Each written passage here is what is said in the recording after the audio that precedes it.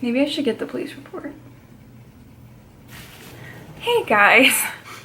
Let me just start this out by saying everything in the story, absolutely everything, is completely 100% true. This story happens over the span of, I'm gonna say, maybe 2.5 years with like gaps in between. It's honestly the craziest thing that's ever happened in my life. A friend and I talked about it before I made this video on whether or not I should make the video because we thought the person might go crazy again. I'm gonna be changing names for the purpose of this video. Some of my friends' names will be the same, but other people not so much. You'll see why I ain't about getting murdered, you feel me? It all starts out my junior year. I think it was spring? Pretty sure it was around spring because that's when we had our spring play. I got a note in my locker that said, "Ding dong, the bitch is dead. Don't audition for Wizard of Oz," which was our play. So I get this note in my locker and it's signed A.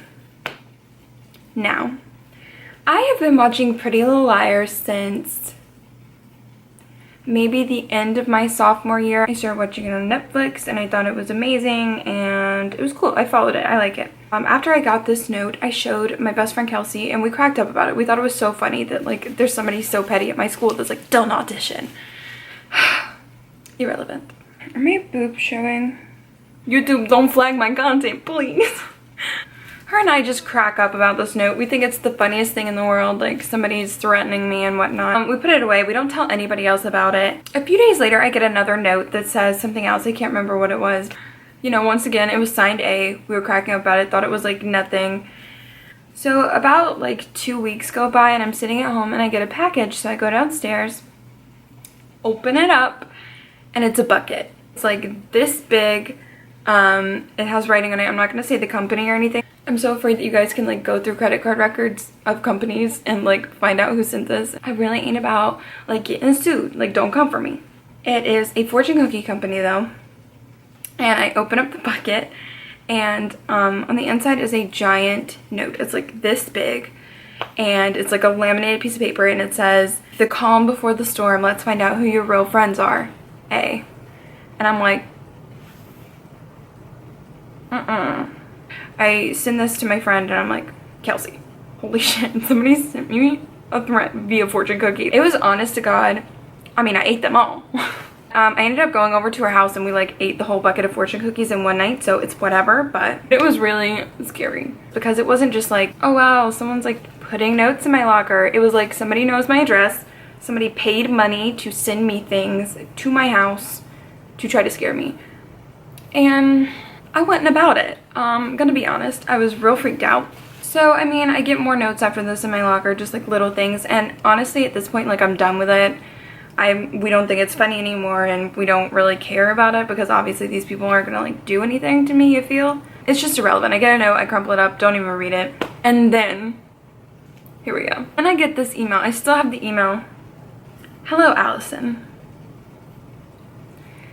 This is blank at insert company here. I'm the individual who you hung up on today and whose call you will no longer take. An order was placed with our family business on January 8th that was shipped on January 10th and delivered to your address January 12th. Today, we received a customer initial chargeback from your bank, taking all the money from your order away from us and fining us with a $35 penalty for accepting a fraudulent charge. At this time, I need to speak with you so that we can clear up the charge and have your bank void the chargeback. At this time, we have never been contacted by you and are not aware of any issue with your order. It is clear that you made no attempt to contact us as is required by law. It is also clear that you hung up on the phone with me this morning and will not take my calls." This fucking gets me.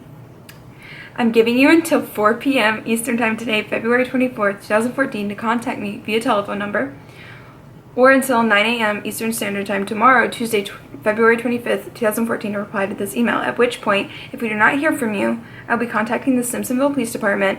We have your full name, home address, telephone number, billing address, and we will be filing a theft report with the Simpsonville Police Department at 9 a.m. tomorrow unless we hear from you to clear up this matter. To avoid having the police come to your door to investigate a theft charge, please contact us as soon as possible today. Regards, blank from blank company."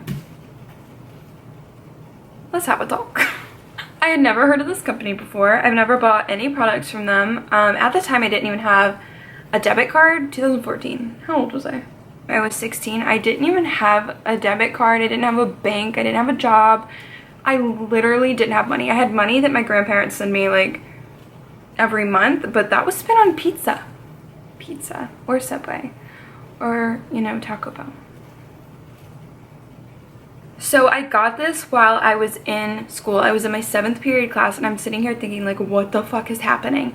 So I call this guy and I'm like, I have no idea what you're talking about. I don't even have a debit card. Like, I've never ordered anything from your company. My name's not Allison. I don't know what to tell you. He basically explained the whole situation to me, and the order that was made from their company, the billing address was my address, but the shipping address was different, which is like, first red flag. Hello, maybe you should like mail the shipping address. I don't know why. Like, 16-year-old Sarah was so stressed out. Like, I have super bad anxiety. I was gonna cry. I like ran out of my 7th period class. My teacher was like, so I'm freaking out, and I'm talking to this guy, and he's like reading me out on this information, and we're kind of talking about like what's happening, what's going on, and then he's like, oh my god, okay, I understand, like everything, I get what's happening. I'll call this bank and I'll get everything worked out, like you're fine. I was like, oh shit. So after my freaking panic attack was over, I come home. My dad's at my house and I'm telling him what happened. I'm like, you will never believe what happened today. Like, the police almost got called here. And I explained the whole thing to him, and he's like, oh my god, that's crazy. Like, you got it all worked out though? And I was like, yeah, everything's fine. My mom, on the other hand, she comes in and like she catches the end of the conversation. It's like, what? Like, what's happening? And my mom freaks out. So she starts freaking out and she's like, no, I need to talk to somebody. Like, I need to talk to them. I'm like, Mom, don't worry. Like, I got it all worked out. Trust me, it's fine. Everything's good. We're Gucci. I just say we're Gucci. Oh my god, who am I? Ugh. Gave me chills. So she starts freaking out a bit, and I'm like, look, it's fine. Everything's good. At this point, I haven't told them anything about text. I haven't told them anything about the fortune cookies. Like, nothing's been said to them about anything because I can take care of stuff on my own. Obviously not. So, after this little police escapade, everything's quiet. Senior year comes around. Life is fine. It's whatever. It's high school. This is where everything takes off and gets incredibly insane. I'm gonna have crazy war flashbacks right now, but it's whatever. I auditioned for a play, and I get the part. And things are fine. Things are going good. My mom's like freaking out and calling everybody in the family, everyone I grew up with. I get a text. I get a text this time. And the text is, of course, I'm that bitch and I know everything. A. And honestly, I think it's a joke. At this point, I'm like, you know, people have heard about this by now. Like, my friends have talked about it. So someone's probably just pranking me. Before I start the next part of the story, just keep in mind that the person who is sending these text messages are like actually mentally unstable, and what they're saying isn't true. And the person who they are talking about is not like this at all. Like, we're friends, things are fine, whatever, but it's not like, it's not weird. Nothing's weird about any of this. I start getting these texts that are calling me Aria. If you watch Pretty Liars, you know that Aria is one of the main people in the show. Blah blah blah. The thing about Aria is that she dates her teacher. What? I have never dated my teachers. I have never kissed my teachers. I've never held my teachers' hands. I've never like done other things with my teachers. Like, I'm not a sketchy person. My teachers aren't sketchy people. Okay, listen, my psychology teacher was sketchy as fuck, and we all know it, but that's irrelevant. Nothing weird has ever like gone down between me and my teacher or anybody else with my teachers. Like, I've never heard any kind of like scandal that's happened between anybody, so we're all like A+ people. With that being said, so we're gonna call my teacher Andrew. Me and Andrew are friends. We've been friends. He's one of those teachers that's like friends with his students, and not in like a weird way at all. Basically, all of my teachers at the school that I went to were like this. Like, you could be friends with students. Me and Andrew are friends. Me and Kelsey are friends with Andrew. Like, we're like the Three Musketeers. So I get this text, you know, this person's been calling me Aria for, I think it's gone on for a few weeks now. And then they start referencing him, calling him Ezra. And at first I was like, no, it's not about him. And then I realized very quickly it was. Like I said previously, I have really bad anxiety. I never really went to the lunchroom. I don't do that. It freaks me out. I don't like being in huge rooms with people talking a lot. I couldn't stand pep rallies. I tried to avoid them at all costs. I would even like hide in the bathroom to avoid pep rallies because I can't. It makes me feel sick. So normally around lunch, I would either go to the library and just sit there, like read a book, get on the computer or whatever, or I would chill in a teacher's room. I had lots of teachers who completely understood this. My English teacher, Mr. Moore, he was the real MVP. I love him. He let me spend lots of pep rallies and buyouts in his room with, you know, other people who didn't want to go. We'd all just kind of talk or do work or whatever. It was cool. He was cool. So one day, me and Kelsey and one of our other friends asked Andrew if we could stay in his room. And he was like, yeah, sure, I'm going to be in, you know, the room next door anyways. Like, you guys can just sit here and chill. It's fine. Just don't, you know, mess stuff up. Which, at one point I'm sitting behind his desk and I'm just chilling there. And, like, we have, like, our feet propped up on things. You know, we think we're cool. So, you know, lunch ends, we leave, everything's cool, we're all good. A few days later, I get, some texts with pictures of me basically sitting in this classroom. It looks like I'm by myself, but I'm obviously not. Like, my friends can vouch for me. It's got me like sitting behind his desk or sitting on tables and things like that. Nothing was weird or sexual about anything that we were doing at the time, like sitting on tables and sitting on desks, but in these pictures it can be interpreted as something weird. So I get these texts with these pictures and I low-key start to freak out because I'm sitting here thinking, like, if somebody sees these, they're gonna think something is up for sure. So I kept getting these pictures of me in Andrew's classroom and he wasn't in there. He wasn't even in these pictures. And obviously I was talking to my friends who were on the other side of the room and it looks like, you know, I could have been talking to anybody. That's basically what it insinuates. And it's kind of, it just looks sketchy. I don't want to say what we were doing or where we all were because I feel like that could give away a lot of people in this story. But my school, as a group, we were very excited about something and we were rejoicing and everybody's kind of hugging everybody. We all gather in this group. Everyone's excited and we're all like, there's people who are crying. Like, it's crazy. Andrew and I end up hugging. I know people who hug their teachers like on a daily basis, just in the hallway, you know? We end up hugging. And like, he hugs a ton of other people too. It's nothing weird at all. Like, nothing's bad about it. It wasn't like anything like creepy or sexual or anything. It was just a hug. It was a hug. And so then I hug a bunch of other people and like me and my friends are really happy and excited and, you know, my friend Kelsey and I were crying. That was it. That was all of it. Pretty soon thereafter, I get a text with a picture of me and Andrew hugging.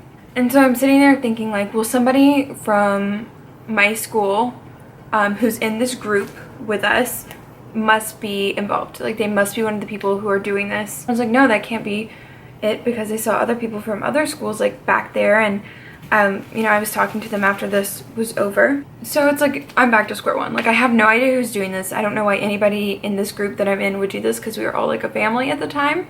But I'm very on edge for like the rest of the time there, and I keep getting like worse and worse texts, and it's honestly making me so anxious and uncomfortable. I end up leaving one night, like while everyone's eating or something. I end up leaving. I didn't eat for like literally the whole time we were there. I think I ate one night. Like, for some reason everyone thought it was because like of this guy that was there, that like me and him used to have a thing and he's fucking crazy. If you guys want another story of crazy people, like, I got you, don't worry.